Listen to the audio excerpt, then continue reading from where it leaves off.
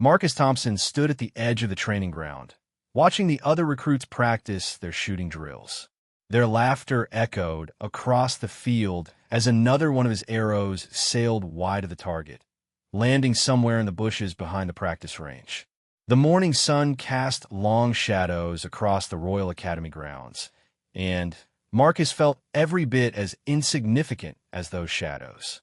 "There he goes again," whispered Thomas Blackwood, one of the senior recruits whose father served as a captain in the Royal Guard. "How did someone like him even get accepted into the academy?" Marcus pretended not to hear the comment, but his ears burned with embarrassment. He had heard variations of the same question for weeks now.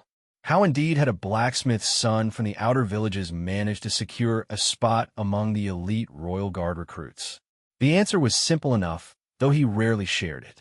His younger sister Emma had been chosen as a lady-in-waiting to Princess Isabella, and the royal family had extended the invitation to Marcus as a gesture of goodwill toward the Thompson family. The irony wasn't lost on him that his sister, who had never held a weapon in her life, had somehow opened the door to the most prestigious military academy in the kingdom, while he, who had dreamed of this opportunity since childhood, was proving to be the worst student they had ever seen. "Thompson!" barked Sergeant Williams, the grizzled training instructor whose voice could be heard across 3 courtyards. "What exactly are you aiming at out there?" The clouds. More laughter rippled through the group of 30 recruits. Marcus lowered his bow and walked toward the sergeant, his face flushed red. The other young men continued their practice, but he could feel their eyes on him, waiting for another moment of entertainment at his expense. "I apologize, sir," Marcus said, standing as straight as he could manage. "I'll do better." Sergeant Williams studied him with weathered eyes that had seen 40 years of training young nobles and commoners alike. Most of the failures were easy to spot within the first week. They either lacked the physical strength, the mental fortitude, or simply the desire to serve. But Marcus Thompson puzzled him. The boy clearly wanted this more than anything, worked harder than most, and never complained despite constant humiliation. Yet his performance was so poor that Williams sometimes wondered if the young man was cursed. "Son," Williams said, his voice dropping to a level that only Marcus could hear, "I've been training guards for longer than you've been alive. I've seen natural talents who could hit a sparrow at 200 paces, and I've seen determined souls who work their way to competence through sheer will. But I've never seen someone fail quite as spectacularly as you do, day after day, while still showing up the next morning ready to try again." Marcus felt his stomach drop. This sounded like the beginning of a dismissal speech. "Sergeant, if you'll just give me more time, I'm not finished," Williams interrupted. "There's something different about you, Thompson. Can't put my finger on it yet, but 40 years of experience tells me there's more to this story."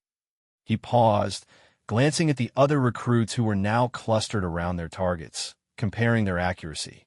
"Tell me, son, have you ever hit anything you were actually aiming at?" The question stung more than Marcus cared to admit. Not during training, sir. What about before you came here? Surely a village boy knows how to use a bow for hunting." Marcus hesitated. The truth was complicated, and he wasn't sure the sergeant would believe him. "I never hunted much, sir. My father needed me at the forge most days." It wasn't entirely a lie, but it wasn't the whole truth either. Marcus had tried hunting exactly once when he was 14 years old. His father had given him an old bow and sent him into the woods, hoping the boy might contribute some fresh meat to their table. Marcus had spent the entire day wandering through the forest, and by evening, he had managed to shoot 7 arrows. Not one of them had come close to any animal, and he had lost 5 of the arrows in the process. That night, his father had patted his shoulder gently and said, "Perhaps the forge is where you belong, son." Marcus had agreed, but the disappointment had lingered for years. "Well," Sergeant Williams said, bringing Marcus back to the present, "tomorrow we start close combat training. Perhaps you'll find your calling with a sword instead of a bow." Marcus nodded, though his heart sank further. He had even less experience with swords than he did with archery.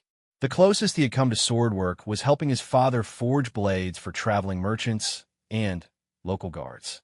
He knew the weight and balance of different weapons, but holding them as tools of war rather than products of craftsmanship was entirely different. That evening, Marcus sat alone in the common room of the recruit barracks, staring at a letter from his sister Emma.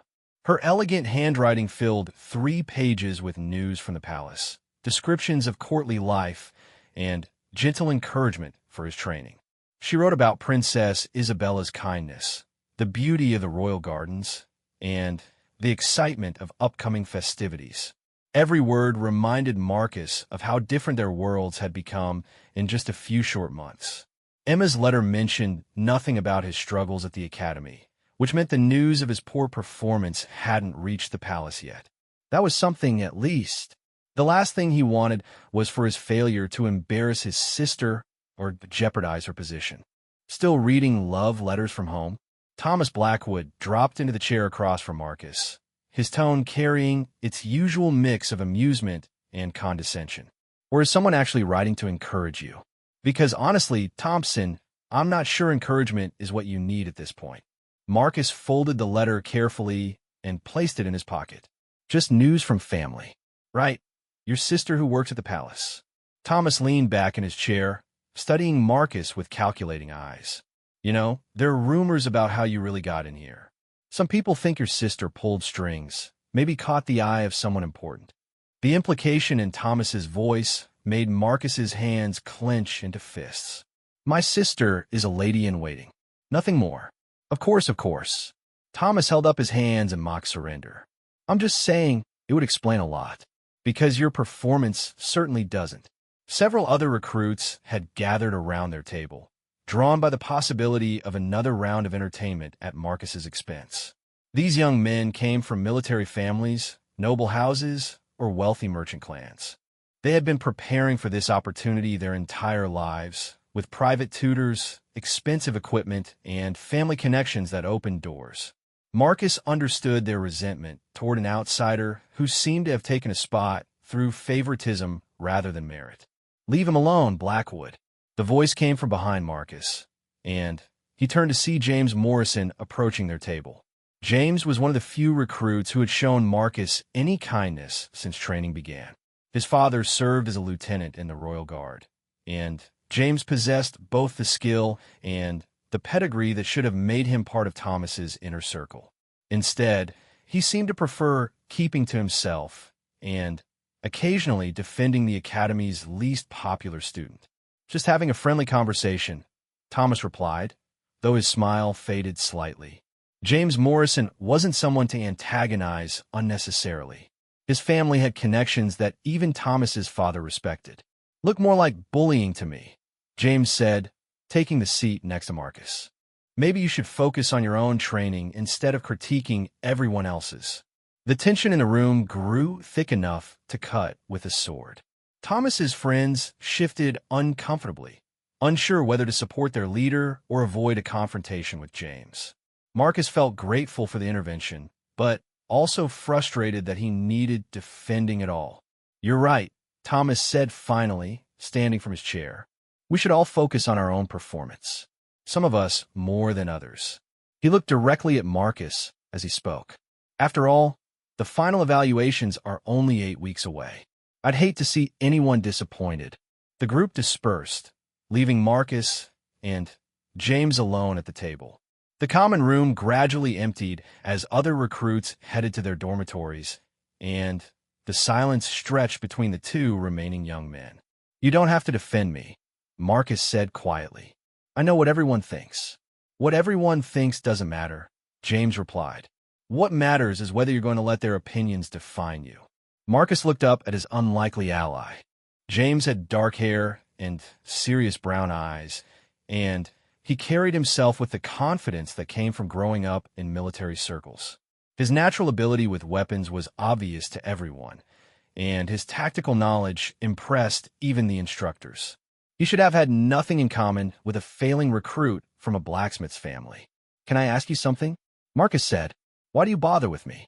I mean, honestly, everyone else thinks I'm a waste of space, and they're probably right. James was quiet for a long moment, staring at the dying embers in the common room fireplace. My father told me something once, he said finally. He said that in his 30 years of service, he had seen men who looked like heroes fail at the crucial moment, and men who looked like failures rise to greatness when it mattered most. He said the difference usually came down to character, not skill. I'm not sure character is enough when you can't hit the broadside of a barn with a bow and arrow. Maybe not, James admitted, but training isn't over yet. And sometimes people surprise themselves when everything is on the line. That night, Marcus lay in his narrow bunk staring at the ceiling of the dormitory. Around him, 29 other recruits slept soundly, confident in their abilities and their futures. Most of them would graduate from the academy and take their places among the royal guard. They would serve with honor, protect the royal family, and build careers that their families could be proud of. Marcus tried to imagine himself in that future, but the image wouldn't come into focus. Every day brought new evidence that he didn't belong here, that his presence was a mistake that would eventually be corrected. The sword training that would begin tomorrow would likely prove even more disastrous than his archery attempts. He thought about his father, working late into the night at the forge to fulfill orders that would help pay for Marcus's equipment and academy fees. He thought about his mother, who had sewn extra pockets into his training clothes to hold small mementos from home. Most of all, he thought about Emma, who had written in her letter about how proud she was that her brother was training to become a royal guard. The weight of their expectations felt heavier than any armor. Marcus had never wanted to disappoint people who believed in him, but he was beginning to understand that wanting something and being capable of achieving it were two entirely different things. The academy would give him 8 more weeks to prove himself, but based on his performance so far, those weeks were likely to be an exercise in prolonged humiliation rather than gradual improvement. Still, as Marcus finally drifted off to sleep, he found himself thinking about James Morrison's words. Sometimes people surprise themselves when everything is on the line. It wasn't much to hold on to, but it was something. And for now, something was enough to get him through until morning, when he would pick up a sword for the first time and discover whether his failures were limited to archery or extended to all forms of combat. The next day would bring new challenges, new opportunities for embarrassment, and new tests of his determination to continue when every rational voice suggested he should quit. But Marcus Thompson was not yet ready to listen to rational voices. He had come too far and sacrificed too much to give up without exhausting every possibility, no matter how remote the chances of success might appear. The sword felt awkward in Marcus's hands, heavier than he had expected despite his familiarity with forging such weapons. Sergeant Williams had distributed practice swords to all 30 recruits, and the clang of metal against metal soon filled the training courtyard as pairs of students began sparring under the watchful eyes of their instructors. "Remember," Williams called out over the noise, "footwork is everything. A man with perfect technique and poor footing will lose to a man with average technique and superior balance every time." Marcus found himself paired with David Cartwright, a recruit whose family owned several successful trading companies. David was neither the most skilled nor the least capable student in their class, which made him a relatively safe partner for Marcus's first sword lesson. At least, that had been the theory. "Don't worry, Thompson," David said with a grin that was more friendly than mocking. "I'll take it easy on you until you get the hang of it." The first exchange lasted exactly 3 seconds. Marcus attempted what he remembered as a basic blocking motion, but his sword was knocked aside so easily that he stumbled backward and nearly fell. David's practice blade stopped inches from Marcus's chest. Maybe we should start slower," David suggested, lowering his weapon. For the next hour, Marcus endured the most comprehensive demonstration of his martial inadequacy that he had yet experienced. The sword felt like it belonged in someone else's hands. His attempts at offensive moves were clumsy and telegraphed, his defensive postures were easily bypassed, and his footwork resembled a man trying to dance while wearing boots filled with stones. Other pairs had stopped their own practice to watch the spectacle. Even David, who had been genuinely trying to help, began to look frustrated as his careful instruction met with continued failure. Thompson. Sergeant Williams approached their practice area, his expression unreadable. Switch partners. Morrison, you're with Thompson now. James Morrison stepped forward, and Marcus felt his stomach clench with embarrassment.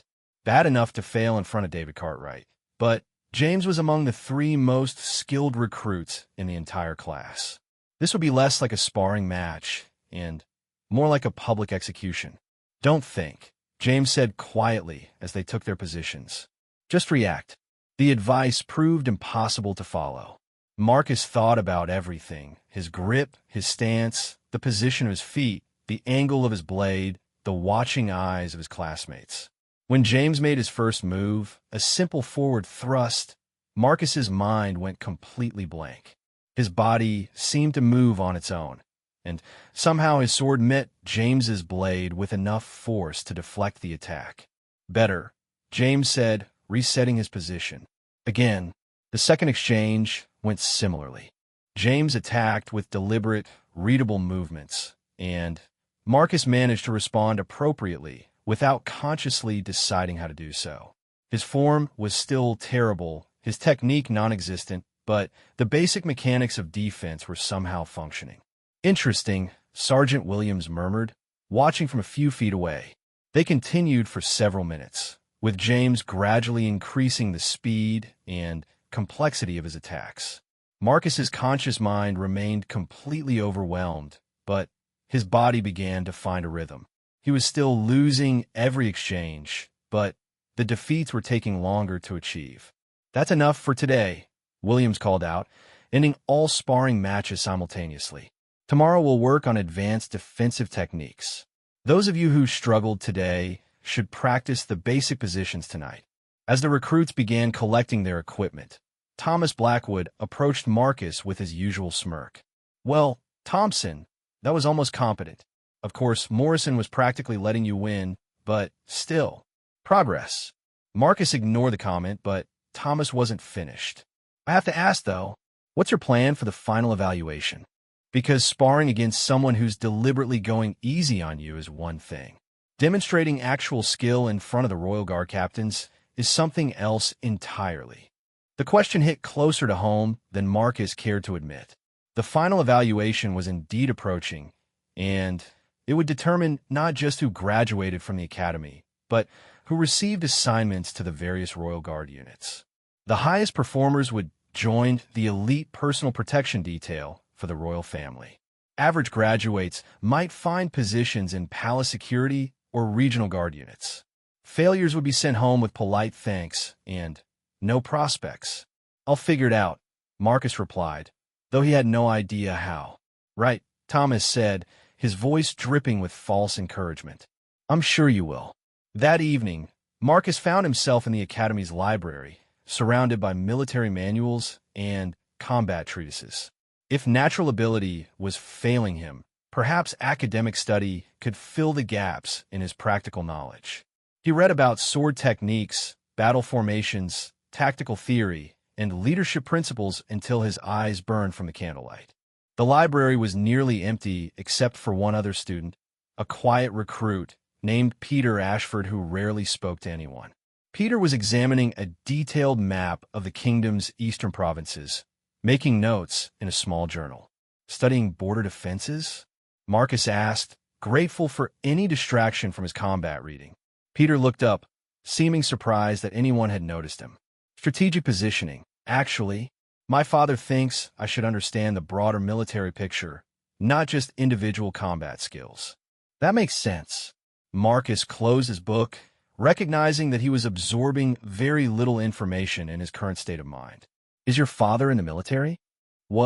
Peter corrected. He served 25 years before retiring to manage our family's estates. He still consults with regional commanders sometimes. He paused, studying Marcus with curious eyes. What about your family? Are you following a military tradition? Marcus shook his head. My father's a blacksmith. I'm probably the first Thompson to ever hold a sword for any reason other than checking the quality of the forging work. Interesting. Peter leaned back in his chair. So you're here purely by choice, not family obligation. More or less. Marcus decided not to elaborate on the circumstances that had actually brought him to the academy. Though I'm beginning to think choice and capability are two different things. Everyone's struggling with something, Peter observed. Thomas Blackwood is brilliant with a sword but terrible at tactical planning. David Cartwright excels at individual combat, but can't work effectively in team formations. James Morrison is excellent at everything, which actually creates its own problems. What problems could James possibly have? Peter smiled slightly. The instructors expect perfection from him because of his natural ability and his family background. Any mistake gets scrutinized much more carefully than mistakes from the rest of us. Plus, some of the other recruits resent his success. He's actually quite isolated, even though he doesn't show it. Marcus hadn't considered that perspective. James had seemed so confident and capable that the idea of him struggling with anything was difficult to imagine. What about you? What's your weakness? Physical strength, Peter admitted without embarrassment. I understand strategy better than most of our instructors, and my tactical knowledge is probably superior to anyone else in our class. But I can barely lift a full-size sword for more than a few minutes, and I couldn't win a sparring match against a 12-year-old farm boy. The honesty was refreshing. Marcus had grown so accustomed to his classmates' confidence and competitiveness that he had forgotten some of them might also be dealing with serious limitations. The thing is, Peter continued, the Royal Guard needs different types of people. Yes, they need excellent individual fighters for personal protection duties. But they also need strategic planners, intelligence analysts, logistics coordinators, and diplomatic liaisons. The final evaluation tests multiple skills because the Guard performs multiple functions. I haven't heard anything about different types of assignments, Marcus said. I thought we were all competing for the same positions. Most recruits don't pay attention to that part because they're focused on the prestige positions. But there are actually 7 different career tracks within the Royal Guard, each with different requirements and responsibilities. Peter pulled out a small handbook that Marcus had never seen before. My father gave me this. It's an internal guide that most recruits never bother to read. Marcus opened the handbook and found detailed descriptions of Royal Guard specializations he had never heard of. Personal protection was indeed the most prestigious track, requiring exceptional combat skills, physical conditioning, and psychological evaluation. But there was also strategic planning, which emphasized tactical knowledge and leadership potential. Intelligence work focused on investigation skills and analytical thinking. Logistics management required organizational ability and attention to detail. Where did you get this?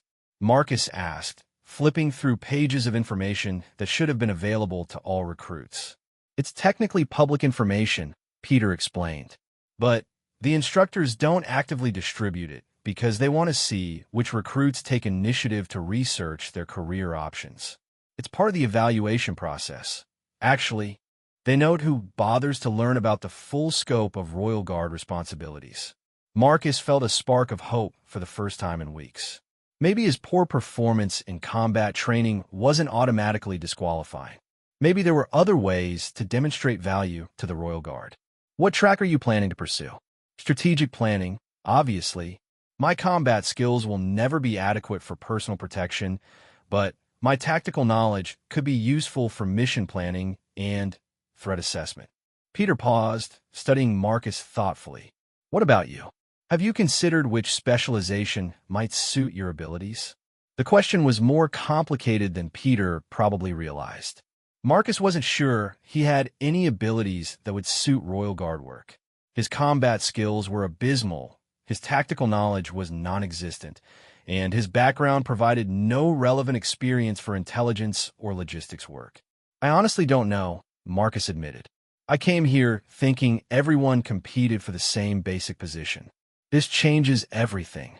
The deadline for specialization requests is next week, Peter informed him. You have to submit a formal application indicating your preferred track and explaining why you think you're suited for that particular role. Marcus spent the rest of the evening reading through the handbook, trying to imagine himself in any of the described positions. The intelligence track mentioned investigation skills and attention to detail. The logistics track emphasized organization and problem-solving ability. The diplomatic track required communication skills and cultural sensitivity. None of them seemed like obvious matches for a blacksmith's son with no relevant experience. But perhaps one of them might be more achievable than trying to become an elite combat specialist. At the very least, he now understood that the final evaluation would test different skills depending on which track each recruit had selected. The next morning brought another round of sword training, and Marcus found himself paired with Thomas Blackwood. Unlike David or James, Thomas had no intention of going easy on a struggling classmate. His attacks were fast, precise, and designed to expose every flaw in Marcus's technique. "Come on, Thompson," Thomas taunted as his blade slapped against Marcus's ribs for the third time in 2 minutes. "At least try to make this challenging." Marcus gritted his teeth and attempted a counterattack, which Thomas deflected so easily that Marcus nearly dropped his sword. The watching recruits chuckled at the display, and even Sergeant Williams shook his head in apparent frustration. "Your problem," Thomas said, pausing the match to offer unwelcome advice, "is that you think too much. Combat is about instinct and reflexes. You can't analyze your way through a sword fight." The criticism was probably accurate, but it didn't provide any useful guidance for improvement. Marcus's instincts were clearly terrible, and his reflexes were no better. If thinking wasn't helping, and not thinking wasn't working either, he was running out of approaches to try. Maybe Thompson should stick to making swords instead of trying to use them, someone called out from the watching group, generating another wave of laughter. "That's enough," Sergeant Williams intervened. "Blackwood, find another partner. Thompson, you're with me." The prospect of sparring against the senior instructor was even more intimidating than facing Thomas. Williams had 40 years of experience and a reputation for being absolutely ruthless in combat demonstrations. Marcus prepared himself for the most thorough humiliation yet. "Forget everything you think you know about sword work," Williams said as they took their positions. "Forget what you've read in books. Forget what you've heard from other recruits. Forget what you think you should be doing. Just pick up your sword and react to what I do." The instruction was remarkably similar to James's advice from the previous day. Marcus tried to clear his mind of conscious thought as Williams began a slow, deliberate attack sequence. To his amazement, his body responded appropriately to each movement, blocking and parrying without conscious decision-making. "Interesting," Williams murmured, increasing the pace slightly. Marcus continued to respond adequately, though his form remained terrible and his technique was non-existent. They continued for several minutes, with Williams gradually escalating the complexity of his attacks. Marcus's defensive responses became more fluid, though he still couldn't mount any effective offense. When Williams finally called a halt, Marcus was breathing hard but still standing. "Thompson," Williams said, loud enough for the entire class to hear, "report to my office after evening meal. We need to discuss your training plan." The announcement generated murmurs of speculation among the other recruits. Private meetings with Sergeant Williams were rare and usually significant. They either meant a recruit was being recommended for advanced training, or they were being advised to consider alternative career paths. Marcus spent the rest of the day trying not to think about which possibility was more likely in his case. Sergeant Williams's office was smaller than Marcus had expected, with stone walls lined with military manuals, maps of the kingdom, and commendations from decades of service. The older man gestured for Marcus to take a seat in a worn wooden chair while he settled behind a desk covered with training reports and evaluation forms. "Thompson," Williams began, his weathered hands folded in front of him, "I've been training Royal Guard recruits for longer than you've been alive, and I've seen every type of student imaginable. Natural warriors who could fight before they could properly walk. Dedicated scholars who memorized every manual but couldn't hold a sword correctly. Nobles who expected their family names to carry them through training.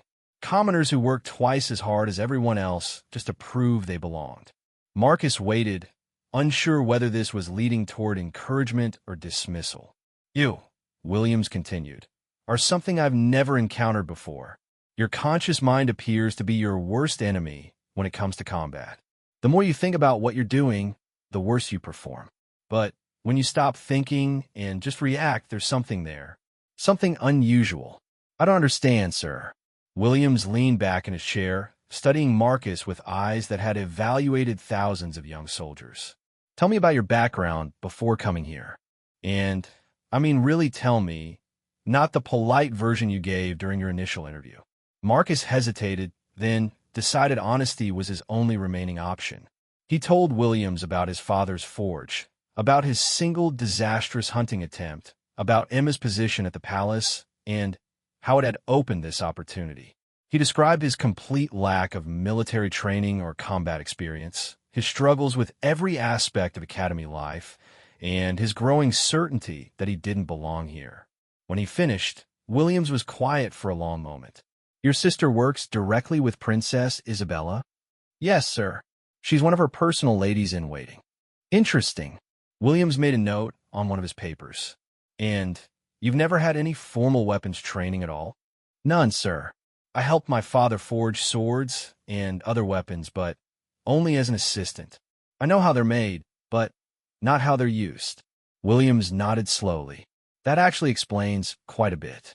You understand the balance and weight of weapons better than most recruits, which is why your defensive instincts work when you stop overthinking. But you have no preconceived notions about proper technique, which is both a weakness and a potential strength. Marcus waited for the explanation he hoped would make sense of his confusing training experience. Most recruits come here with some background in combat, even if it's just in formal sparring or hunting experience. They have habits and assumptions about how fighting works. Those can be useful, but they can also be limitations. Williams pulled out a thick file with Marcus's name on it. Your performance scores are indeed terrible by conventional standards, but there are patterns in your failures that suggest untapped potential. What kind of patterns? You consistently perform better when you're not trying to perform well. Your best moments come when you're reacting instinctively rather than attempting learned techniques. And most significantly, you never give up. I've seen naturally gifted recruits quit when the training got difficult, but you keep showing up despite constant humiliation. Williams opened the file and showed Marcus several pages of detailed observations. The instructor had been tracking not just his performance scores, but also his effort levels, his responses to criticism, his interactions with other recruits, and his approach to different types of challenges. The Royal Guard needs more than just skilled fighters, Williams continued. We need people who won't break under pressure, who can think clearly in crisis situations, and who possess the mental toughness to handle impossible assignments. Combat skill can be taught to someone with the right mindset. But the right mindset is much harder to develop. Marcus felt a glimmer of hope, though he wasn't sure where this conversation was leading. What does that mean for my training? It means we're going to try a different approach. Williams stood and walked to a cabinet in the corner of his office. He returned with a longbow that was clearly different from the practice bows used in regular training. This one was made from darker wood, with careful attention to balance and craftsmanship that Marcus recognized from his father's work. This belonged to my grandfather, Williams explained. He served as a royal guard for 30 years, and he was considered one of the finest archers in the kingdom's history. I wanted to try something with it. Marcus accepted the bow reverently. The wood was smooth from years of use, and the weapon felt perfectly balanced in his hands. It was significantly different from the rough practice bows they used in training, though he couldn't immediately identify why it felt so much better. There's a private range behind the armory, Williams said. Tomorrow evening, after regular training ends, meet me there. We're going to see what happens when you stop trying to shoot like everyone else and start shooting like yourself. That night, Marcus lay awake thinking about his conversation with Sergeant Williams. The idea that his lack of formal training might actually be an advantage had never occurred to him. He had assumed that his ignorance was purely a handicap, something to overcome rather than something to work with. The next day's training brought more of the same struggles. During archery practice, his arrows continued to miss their targets by embarrassing margins. During sword work, he managed slightly better defensive reactions, but remained helpless when it came to mounting any offense. The other recruits whispered comments, and Thomas Blackwood's open mockery continued as usual. But Marcus found himself paying attention to different aspects of his performance. Instead of focusing on his failures, he tried to notice the moments when his instincts seemed to work correctly. There were brief instances when his body moved appropriately without conscious direction, when his defensive reactions were quick and effective, when he seemed to understand what an opponent was planning before they acted on it. These moments were rare and inconsistent, but they were definitely real. Marcus began to wonder if Williams was right about the patterns in his performance. That evening, he made his way to the private range behind the armory. Williams was already there, along with several targets set at different distances. The setup was more elaborate than anything used in regular training, with obstacles, elevation changes, and targets of varying sizes. "Before we begin," Williams said, "I want you to tell me what you notice about this bow compared to the ones you've been using in class." Marcus examined the weapon more carefully. The wood was definitely superior, but there was something else. "It's heavier," he said finally, "and the balance point is different. The grip feels more natural." "Good. What else?" Marcus drew the bowstring experimentally, feeling the resistance. "The draw weight is higher than the practice bows, but it feels easier to control, and the string tension is more consistent." Williams nodded approvingly. "You have excellent instincts for weapon quality. That's your father's training showing through, even if you don't realize it. Now, I want you to try something completely different from what you've been doing in class." "What do you mean?" "Stop aiming." Williams pointed to the closest target, about 50 yards away. "Don't try to hit anything specific. Don't think about your form or your technique. Just pick up the bow, look at the target, and shoot." The instruction seemed counterproductive, but Marcus had learned to trust Williams's judgment. He knocked an arrow, raised the bow, and released without any conscious aiming process. The arrow flew wide of the target, but not by as much as his usual misses. "Again," Williams said. "Faster this time." Marcus repeated the process, trying to minimize the time between knocking the arrow and releasing it. The second shot was closer to the target than the first. Again, the third arrow hit the outer edge of the target. Marcus stared at the result in amazement. After weeks of complete failure, he had finally managed to hit something he was shooting at. It wasn't a good shot by Academy standards, but it was infinitely better than anything he had achieved in regular training. "Interesting," Williams murmured. Again, but this time at the target on the left. Marcus shifted his position and repeated the quick draw process.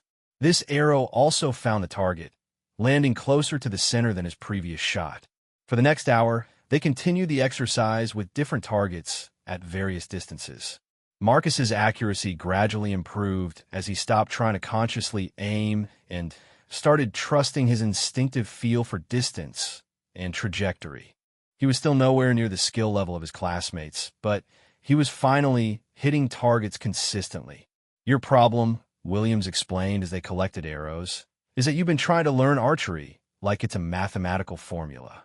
Draw weight plus wind speed plus target distance equals proper aiming point.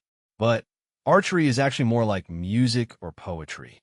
It's about feeling and instinct and the connection between archer and bow." Marcus nodded, though he wasn't sure he fully understood the distinction. "The practice bows we use in class are intentionally basic," Williams continued. "They're designed to test fundamental mechanics and proper form. But they're not designed to help someone discover their natural shooting style. This bow was made by a master craftsman specifically for my grandfather's hand and shooting technique. It responds differently to different users. Why are you showing me this, sir? And why the private lessons?" Williams was quiet for a moment, considering his answer. because I think you might have a very specific type of talent that doesn't show up in normal training. Have you ever heard of intuitive shooting? Marcus shook his head. It's a style of archery that relies on subconscious distance calculation and instinctive aiming rather than conscious sight alignment. Most archers can't do it all, and those who can usually require years of specialized training. But a very few people seem to have a natural ability for it. Williams picked up his grandfather's bow and demonstrated, releasing 3 arrows in rapid succession without any apparent aiming process. All 3 hit the center ring of a target 60 yards away. My grandfather could shoot like that, Williams said. He could hit targets he couldn't even see clearly, as long as someone pointed him in the right direction. During his service, he once shot an assassin off a rooftop in complete darkness, using only the sound of footsteps to guide his aim. Marcus stared at the 3 arrows clustered in the target center. You think I might be able to learn something like that? I think you might already be learning it, Williams replied. Your terrible performance with conscious aiming techniques, combined with your occasional good instinctive reactions, suggests that your mind processes spatial relationships differently than most people. It's not better or worse than conventional archery, just different. They spent another hour experimenting with different targets and shooting positions. Marcus's accuracy continued to improve, though it remained inconsistent. Some shots hit their targets cleanly, others missed badly, and he couldn't predict which result would occur. Inconsistency is normal at this stage, Williams assured him. Intuitive shooting requires trust in your subconscious mind, which takes time to develop. The important thing is that you're demonstrating the basic ability. As they walked back toward the main academy buildings, Williams outlined a modified training plan. Marcus would continue attending regular classes to avoid drawing unwanted attention, but he would also receive private instruction 3 evenings per week. They would focus on developing his intuitive shooting abilities while also working on the combat skills that might complement his unique talents. One more thing, Williams said as they parted ways. Don't mention these private lessons to the other recruits. Some of them wouldn't understand, and others might feel it's unfair that you're receiving special attention. Marcus agreed, though he suspected most of his classmates would be too busy mocking his regular performance to worry about what he did in his free time. For the first time since arriving at the academy, he felt genuinely hopeful about his prospects. The next morning brought a surprise that changed the entire dynamic of academy life. A messenger arrived during breakfast with news that Princess Isabella would be visiting the academy the following week to observe training exercises and meet with the current class of recruits. The announcement sent ripples of excitement and anxiety through the dining hall. A royal visit was rare and significant, offering recruits an opportunity to make impressions that could influence their future assignments.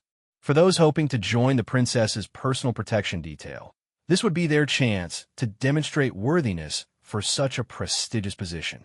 Thomas Blackwood immediately began organizing extra practice sessions for his circle of friends, determined to ensure they would shine during the royal demonstration. Other recruits started requesting additional training time and studying harder than ever. The competition that had always existed among the students became more intense and focused. Marcus felt a different kind of anxiety about the upcoming visit. Princess Isabella would undoubtedly want to meet Emma's brother, especially since the Thompson family had been granted royal favor through Emma's service. The princess would expect to encounter a promising young recruit who was worthy of his sister's reputation and the opportunity he had been given. Instead, she would meet the academy's most notorious failure, assuming Marcus was still enrolled by the time of her visit. The prospect of embarrassing both Emma and the royal family who had shown his family such kindness was almost unbearable. But Williams's private training had given Marcus something he hadn't possessed before, a small but real possibility that he might develop into something more than a complete disappointment. The intuitive shooting techniques were unlike anything being taught in regular classes, which meant the other recruits wouldn't necessarily recognize his improvement even if he achieved it.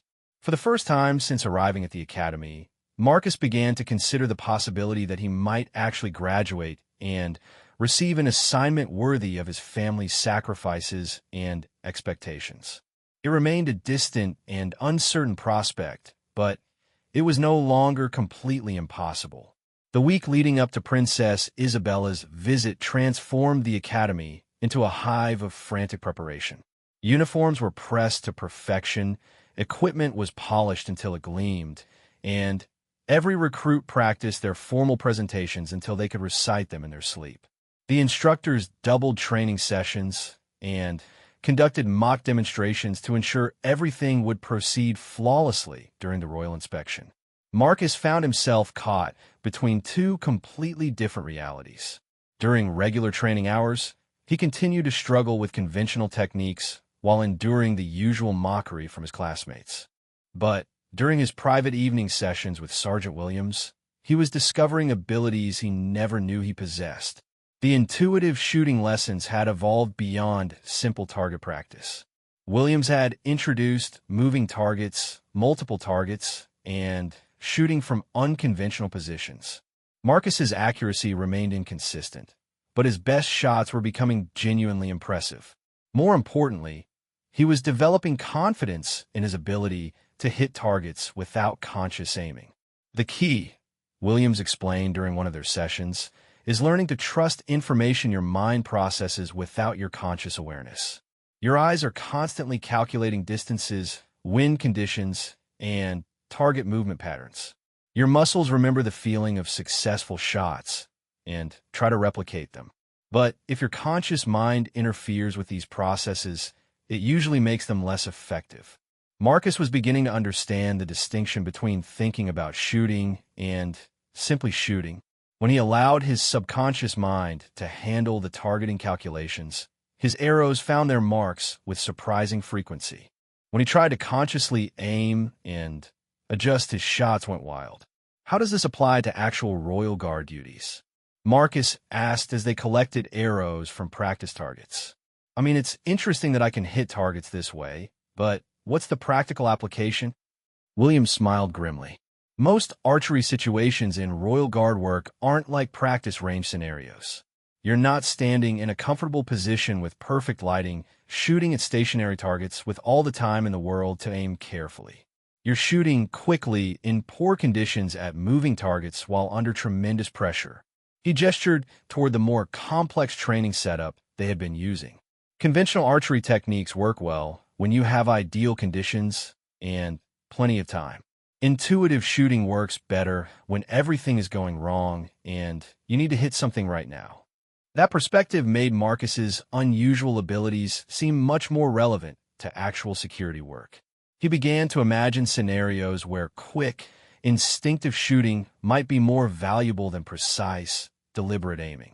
There's something else, Williams continued. Your improvement in archery is affecting your overall combat performance. Have you noticed that your sword work is getting better? Marcus hadn't noticed, but thinking back on recent sparring sessions, he realized Williams was right. His defensive reactions were becoming more reliable, and he had even managed a few successful counterattacks during the past week. Nothing spectacular, but definite improvement from his earlier complete helplessness. The same mental processes that govern intuitive shooting also apply to close combat, Williams explained. Distance judgment, timing, reading an opponent's intentions, reacting faster than conscious thought. As you develop trust in your subconscious combat instincts, your overall fighting ability improves. The revelation gave Marcus hope that he might not embarrass himself completely during Princess Isabella's demonstration. He would still be far below the skill level of his classmates, but perhaps he wouldn't be the obvious weakest link he had been for months. 3 days before the royal visit, Marcus received a letter from Emma that changed his perspective on the upcoming event. Her elegant handwriting conveyed excitement about seeing him, but also included information that made him realize how much was at stake. Princess Isabella has been asking about your progress, Emma wrote. She remembers our family with great fondness and is particularly interested in meeting the young man who has chosen to serve the Royal Guard.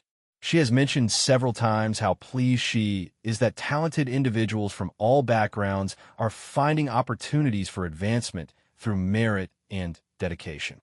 The letter went on to describe how Emma had spoken proudly of her brother's admission to the academy, and how the princess had expressed satisfaction that their family's loyalty was being recognized through Marcus's opportunity for advancement. Every word made Marcus more aware of the expectations he was supposed to fulfill. That evening's private training session with Williams took on additional urgency. Marcus pushed himself harder than ever, attempting increasingly difficult shots while fighting the anxiety that threatened to overwhelm his concentration. "You're overthinking again," Williams observed as Marcus missed 3 consecutive shots at a target he had hit easily the day before. "The royal visit has you worried, doesn't it?" Marcus lowered his bow and nodded. "My sister has been telling Princess Isabella that I'm doing well here. The princess expects to meet a promising recruit, not the academy's biggest failure." Williams was quiet for a moment, then walked to his equipment bag and pulled out a different bow than they had been using. This one was even more beautifully crafted than his grandfather's weapon, with intricate decorative inlays and gold fittings that identified it as a ceremonial piece. "This bow," Williams said, "was made specifically for royal demonstrations. It's designed to look impressive while remaining highly functional. Tomorrow, I want you to practice with it so you're familiar with its balance and draw weight." "Why?" Marcus asked, though he suspected he already knew the answer. "Because Princess Isabella's visit will include a demonstration of advanced archery techniques. I've been authorized to select one recruit to assist with the presentation." Williams met Marcus's eyes directly. "I'm recommending you for the assignment." Marcus felt his stomach drop. "Sir, I can't possibly." "You can," Williams interrupted firmly. "Your intuitive shooting abilities are specifically suited for the type of demonstration we're planning. And it's time for you to stop thinking of yourself as a failure and start recognizing what you've actually accomplished." That night, Marcus barely slept. The prospect of performing in front of Princess Isabella, his sister, and the Academy's senior staff was terrifying enough. But the thought of potentially embarrassing Williams, who had invested so much effort in his training, was even worse. The next morning brought chaos as final preparations for the royal visit intensified. Decorations were hung, parade formations were rehearsed, and every surface in the academy was scrubbed until it sparkled. Marcus went through his regular training sessions in a daze, barely aware of his performance or his classmates' comments. James Morrison approached him after sword practice with an unusual expression. "Thompson, can I talk to you privately?" They walked to a quiet corner of the training yard, away from the other recruits who were discussing their hopes and fears about tomorrow's royal demonstration. "I heard something interesting," James said carefully.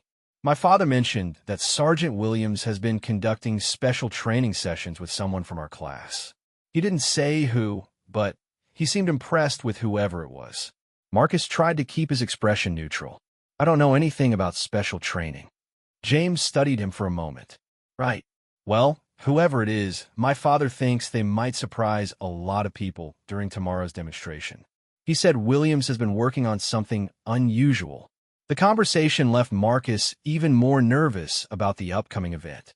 If James's father, who served as a lieutenant in the Royal Guard, was aware of the special training, then tomorrow's demonstration was clearly more significant than Marcus had realized. That evening session with Williams focused entirely on the ceremonial bow and the specific targets they would use during the royal demonstration. The setup was more complex than anything they had practiced before, with multiple targets at varying distances and heights. "The demonstration will have 3 phases, Williams explained. "First, I'll show conventional archery techniques using standard academy methods. Then, I'll demonstrate advanced precision shooting with measured ranges and calculated adjustments. Finally, you'll demonstrate intuitive shooting techniques with rapid target acquisition and instinctive aiming." Marcus felt his anxiety spike. "What if I miss? In front of everyone?" "You won't miss," Williams said with calm confidence. "Not if you trust your training and stop worrying about the audience." The targets we'll use tomorrow are the same ones you've been hitting consistently for the past 2 weeks. They practiced the full demonstration sequence 3 times, with Marcus successfully completing all the required shots during each run-through.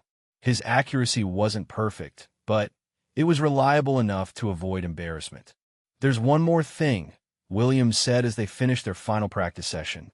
Princess Isabella specifically requested that the demonstration include scenarios relevant to actual royal guard duties.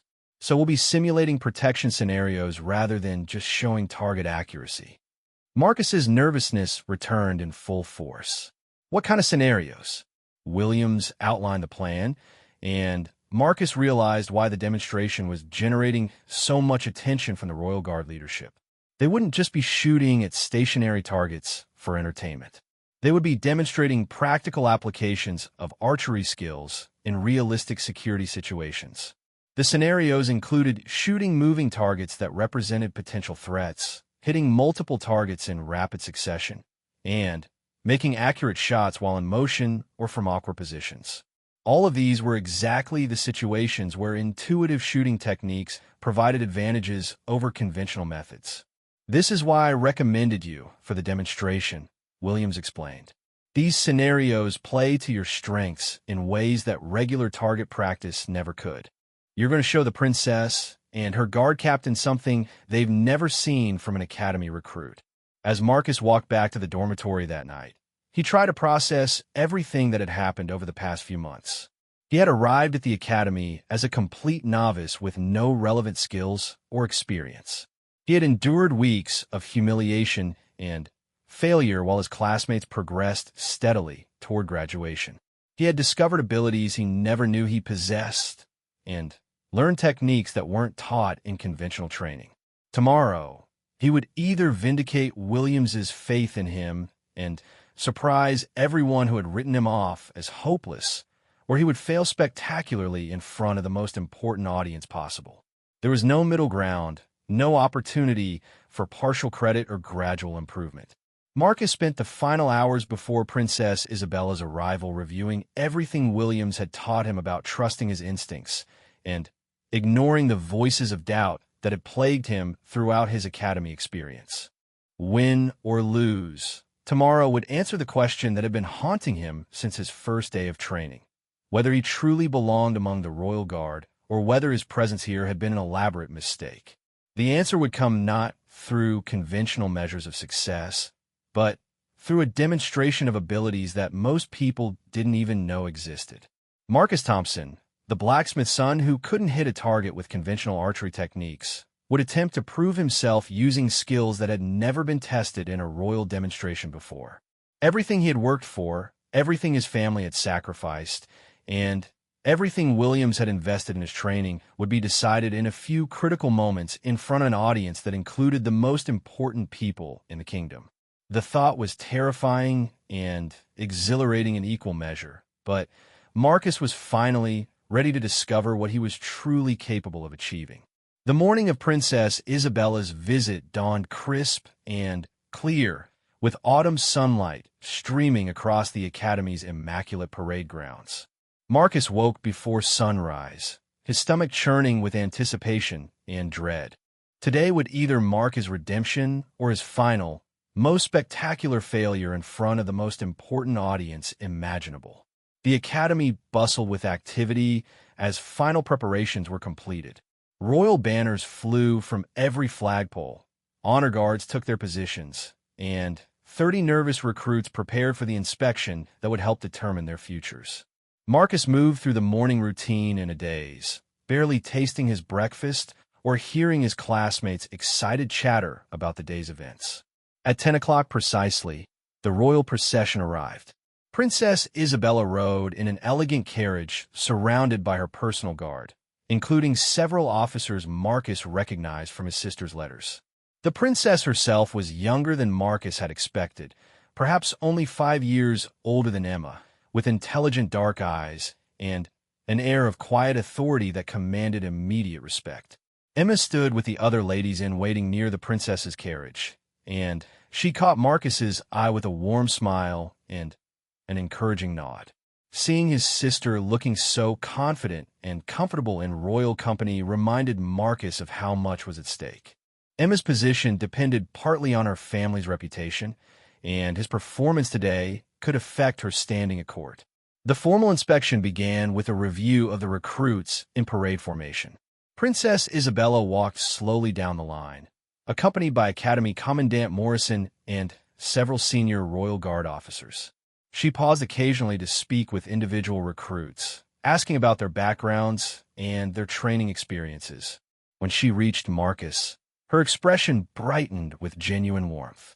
"Mr. Thompson," she said, extending her hand gracefully. "I've heard so much about you from your sister. Emma speaks of your dedication and progress with great pride." Marcus bowed formally, trying to keep his voice steady. "Your Highness, it's an honor to serve and an honor to meet you." "The honor is mine," the princess replied. "I understand you'll be participating in today's archery demonstration." "Yes, Your Highness, if I'm worthy of the opportunity."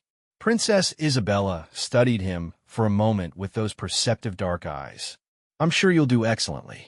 Emma has assured me that talent runs in the Thompson family." As the princess continued down the line, Marcus felt the weight of her expectations settling on his shoulders. She clearly believed Emma's optimistic reports about his progress, and she would be watching the demonstration with the assumption that he was among the Academy's more promising students. The formal inspection concluded with a review of combat demonstrations. Selected pairs of recruits displayed their sword skills in carefully choreographed matches that showcased different techniques and tactical approaches. Thomas Blackwood and James Morrison both performed admirably, earning approving nods from the princess and her escort. Marcus watched from the sidelines, grateful that he wasn't required to demonstrate his still mediocre sword work in front of such a distinguished audience. His hands trembled slightly as he anticipated his turn in the archery presentation that would follow. Nervous, James Morrison appeared beside him as they watched the final sword demonstration. Terrified, Marcus admitted honestly, "Don't be. Williams wouldn't have chosen you if he didn't think you were ready." James paused, studying Marcus with curious eyes. "I still don't understand what kind of special training you've been receiving, but my father seems genuinely impressed. He told me this morning that today's archery demonstration might change how the Royal Guard thinks about recruitment and training." Before Marcus could respond, Sergeant Williams called for the archery demonstration to begin. A complex array of targets had been set up across the practice range, including stationary targets at various distances, moving targets on pulleys and wheels, and elevated platforms that would require precise angle calculations. "Your Highness," Williams addressed Princess Isabella as she took her position in the viewing area, "today's demonstration will show 3 different approaches to military archery, each suited for different tactical situations." The first phase proceeded exactly as they had practiced. Williams demonstrated conventional archery techniques, methodically hitting targets at measured distances using careful sight alignment and calculated adjustments. His shooting was precise and professional, earning respectful applause from the assembled audience. The second phase showcased advanced precision techniques, with Williams making remarkable shots at extreme distances and hitting small targets under challenging conditions. His performance was genuinely impressive, and even the veteran Royal Guard officers seemed pleased with the display of skill.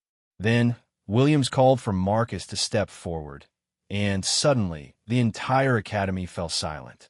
The other recruits stared in amazement as their most notorious failure prepared to perform in front of Princess Isabella. Thomas Blackwood's expression was one of barely contained anticipation, clearly expecting to witness the most entertaining disaster of the entire visit. "The final phase," Williams announced, "will demonstrate intuitive archery techniques developed for rapidly changing tactical situations where conventional aiming methods may be impractical or impossible." Marcus accepted the ceremonial bow with hands that he hoped weren't visibly shaking. The weapon felt familiar now after weeks of practice, and he tried to focus on Williams's constant advice about trusting his subconscious mind and ignoring the voices of doubt. The first scenario involved multiple targets appearing at different distances in rapid succession. Marcus had practiced this sequence dozens of times, but never with 300 people watching his every movement. As the first target emerged, he forced himself to stop thinking and simply react. The arrow found its mark cleanly, producing a murmur of surprise from the audience. The second target appeared immediately, and Marcus's second shot was equally accurate. By the time he had hit the fifth consecutive target without apparent aiming time, the murmurs had turned to genuine amazement. The second scenario was more complex, involving moving targets that followed unpredictable paths. Marcus tracked the first target with his eyes, drew and released without conscious calculation, and watched his arrow intercept the moving object perfectly. The audience's reaction was audibly impressed, and he could see Princess Isabella leaning forward with obvious interest. The third scenario was the most challenging, requiring Marcus to shoot accurately while in motion himself. He had to hit 3 targets while jogging between marked positions, simulating a guard protecting a moving royal party. This was the exercise he had worried about most, since it combined physical movement with rapid target acquisition. But as Marcus began moving through the course, something clicked into place that hadn't quite worked during practice. His body seemed to understand the rhythm of shooting while running, and his arrows flew true even as his position constantly changed. All 3 targets were hit cleanly, the final shot being particularly spectacular as he released the arrow while diving behind a simulated barrier. The silence that followed was complete and profound. Marcus stood slowly, hardly believing what had just happened. Every shot had found its target, and many of them had been genuinely excellent by any standard. After months of failure and humiliation, he had just delivered a flawless performance in front of the most important audience possible. Princess Isabella began applauding, and the sound seemed to break the spell that had fallen over the academy. Soon everyone was clapping enthusiastically, including many of the recruits who had spent months mocking Marcus's abilities. Even Thomas Blackwood was applauding, though his expression suggested he was struggling to process what he had just witnessed. "Remarkable," Princess Isabella said, approaching Marcus directly. "I've never seen anything quite like that. How long have you been developing these techniques?" "About 6 weeks, Your Highness," Marcus replied, still not quite believing the demonstration had gone so well. 6 weeks? The princess looked at Williams with surprise. "Sergeant, are you telling me that Mr. Thompson learned to shoot like that in 6 weeks?" Williams smiled proudly. "Your Highness, Mr. Thompson possesses very unusual natural abilities for intuitive archery. With proper guidance, those abilities developed remarkably quickly." Princess Isabella turned back to Marcus with obvious fascination. "And this is completely different from conventional archery training." "Yes, Your Highness. It relies on subconscious distance calculation and instinctive targeting rather than conscious sight alignment." "Extraordinary." The princess exchanged glances with her guard officers, and Marcus could see them having a rapid, quiet conversation about what they had just witnessed. "Mr. Thompson, I would like to discuss your future assignments with Sergeant Williams and Commandant Morrison. I believe your particular skills might be very valuable for certain types of Royal Guard duties." As the formal demonstration concluded and the royal party moved toward the academy buildings for lunch and meetings, Marcus found himself surrounded by his classmates for the first time in months. Instead of mockery and dismissal, their faces showed amazement, respect, and not a small amount of envy. "Thompson," Thomas Blackwood said, his usual arrogance replaced by genuine bewilderment. "How in the world did you learn to shoot like that? I mean, just last week you couldn't hit a target if you were standing next to it." "Practice," Marcus replied simply, not wanting to elaborate on the special training that had made his improvement possible. James Morrison pushed through the crowd of recruits with a broad grin. "My father was right," he said, clapping Marcus on the shoulder. "He said someone was going to surprise everyone today. But I don't think even he expected anything like that performance." As the crowd around him gradually dispersed, Marcus found himself face to face with Emma, who had been given permission to speak with him briefly before the royal party's departure. "I'm so proud of you," she said, tears of happiness evident in her eyes. "I knew you had it in you, even when you were doubting yourself." "I couldn't have done it without Williams's training," Marcus replied. "And I couldn't have gotten the opportunity without your position here. Thank you for believing in me." Emma hugged him tightly. Princess Isabella was genuinely impressed. "She told me that she's never seen a demonstration quite like yours, and that she's very interested in how your skills might be utilized within the Royal Guard structure." That afternoon, Marcus met with Princess Isabella, Commandant Morrison, and several senior officers to discuss his future assignment options. The conversation was unlike anything he had imagined when he first arrived at the academy. "Your demonstration today showed capabilities that could be extremely valuable for specialized Royal Guard duties," Princess Isabella explained. "We're considering creating a new position specifically suited to your unique skills." Commandant Morrison outlined a proposal. Marcus would complete his regular academy training and graduate with his class, but he would also receive additional specialized instruction in advanced protection techniques. His assignment would involve providing security coverage in situations where conventional guard methods might be insufficient. "Your intuitive shooting abilities are particularly well-suited for crowd protection scenarios," one of the senior officers explained. "Large public events where threats might emerge suddenly and unpredictably from multiple directions." Princess Isabella added her own perspective. "We're also considering assignments that would involve protecting royal family members during hunting expeditions, outdoor ceremonies, and travel through potentially dangerous territories. Your ability to shoot accurately under rapidly changing conditions could be invaluable in such situations." The meeting concluded with Marcus being offered a position in an elite unit that would be created specifically to utilize his specialized skills. Instead of competing with his classmates for traditional Royal Guard assignments, he would be pioneering an entirely new approach to royal protection duties.